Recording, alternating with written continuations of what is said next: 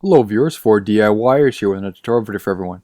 In this particular video here, I'll be doing a demonstration on how to apply a rubber coated handle to your tools. Show your support by hitting that subscribe button and help promote my channel by sharing your favorite videos on your social media pages. Here I have an older set of needle nose pliers, which I will be replacing the rubber coated handles on. The product I am using is a dip rubber coating made by Plasti Dip, and it is available in a few different colors.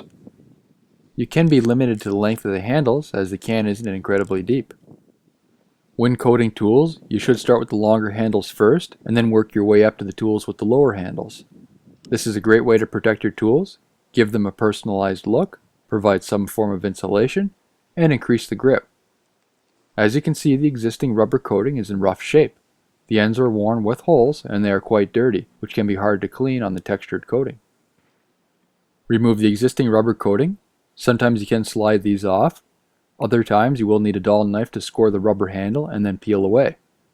The dull knife will reduce the risk of scratching the coating underneath, which helps protect the pliers against rust. Now peel off the rubber. Clean up the handles using some form of wax and grease remover which doesn't leave any residue behind. This will remove any contaminants, which can cause adhesion problems or prevent the sealing, which will allow moisture in, eventually causing rust.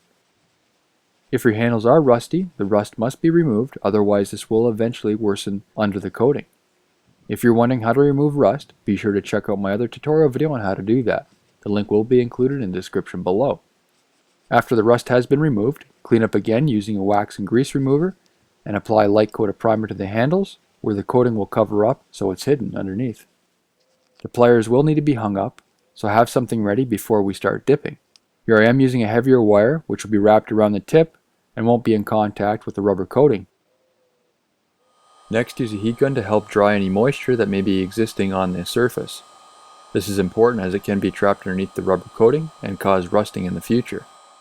Depending on the width of the pliers, you may be able to coat both sides at the same time or each side individually. Mix the can accordingly. Do not shake it as you can cause bubbling inside. Be sure to read the instructions on the side of the can depending on what coating you are working with. Submerge the handles and then extract them slowly. It's important to apply the coating on a day with low humidity as it can affect the dry time. Also, do not work in windy conditions as this can cause problems as well.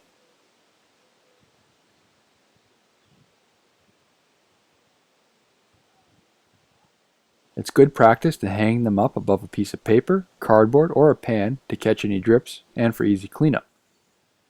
Allow them to dry for about 30 minutes. Now apply a second layer. And finally a third layer. You will want to apply at least 3 layers to provide a strong durability. Allow them to harden.